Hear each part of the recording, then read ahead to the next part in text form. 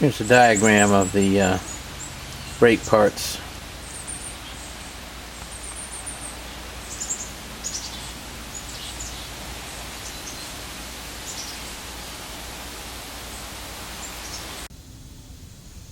This is what it looks like when you get the brake rotor off, revealing the emergency brake. The brake shoes themselves have a top spring. You see the right side here, and the left side attachment over here. Here is the bottom spring, and you can also see the star adjuster mechanism in part there. And then there are clips that hold the shoes in place. Here's the clip on the left side. Top spring is being unhooked with a pair of long nose needle nose pliers.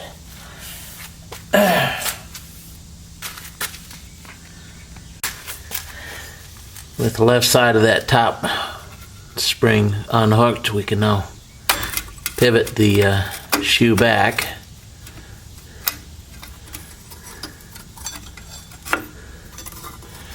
You can see the spring there,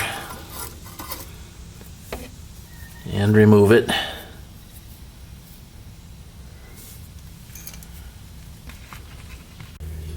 Here is the star adjuster, removed from the bottom side. We'll clean that up before we put it back. There you can see the clip mechanism that holds the shoe to the backing plate.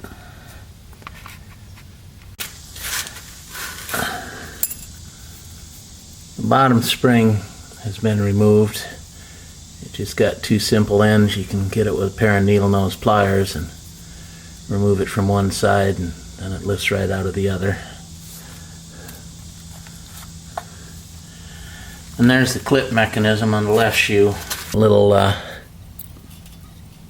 penetrating oil just to ease the removal. Here is a clip and a pin. The pins will remove from the back side of the plate once they're loose. You squeeze down on it, and then that allows this to slide back and release. That's how those work. Here are the brake parts laid out after removal. Bottom spring, star adjuster, right clip, left clip, and the upper spring. And this is what the backing plate mechanism looks like with the parts removed. There's one of the pins for retaining a shoe with one of those spring clips. And on the other side we have the other pin. We'll go clean up parts now, put the new ones in. Here is the star adjuster after cleaning up, mostly removing rust from the threads in this portion that were exposed. The adjuster is really a very simple mechanism. It's just a bolt with this star-shaped nut that allows you to take up the slack in the brake. So just took a wire brush on a motor and cleaned it up some to get the rust off those threads. Now we'll put some grease, brake and caliper grease on those threads to keep them moving smoothly and help retard the rusting process. Star adjuster's been greased up and it's ready to reinstall. Clips have had their backsides sanded just a little bit to knock off some of the rust and just make them a little smoother to slide back into place. Here are the new brake shoes. There is a top and a bottom. The slot you see right here is where the spring clips mount. That is the bottom edge. The star adjuster will go in that notch, and there's this top notch just fits in that the body up on top. Here the new right side shoe has been attached with the spring clip. And it's just sitting loose otherwise. Take the shoe,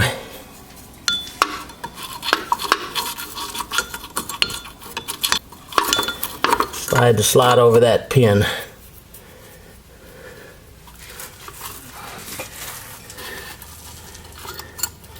And put the clip in place.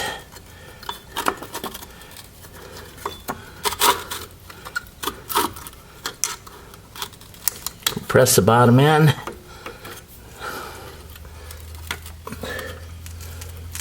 And slide it up.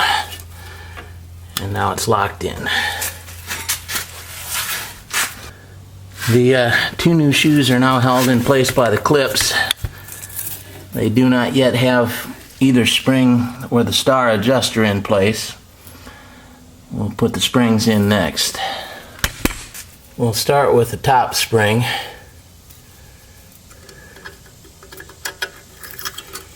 Which hooks into that hole and pivots around like that.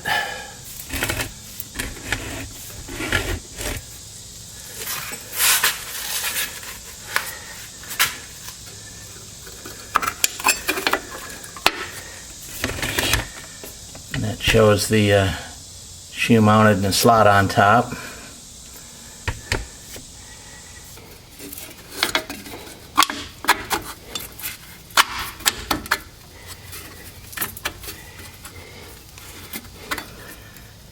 Grabbing the spring end with a pair of needle nose vice grips.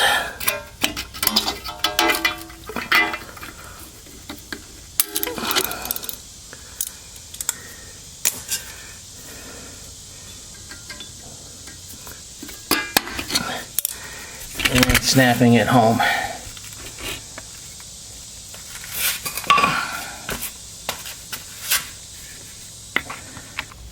Here you see the star adjuster fitted in place between the two brake shoes, and it's been adjusted just to take the slack out of it, not to spread the shoes at all at this point.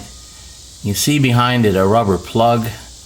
That plug is removable from the back side to make adjustments to the brake when you have wear. Our final step here is to reattach the lower spring, which fits right across the star adjuster. We hook the first end in place and then stretch the other end over. Finger pressure is, your hands are sufficient to do the job. And we hook the other end, and it is now complete with the new brake shoes in place.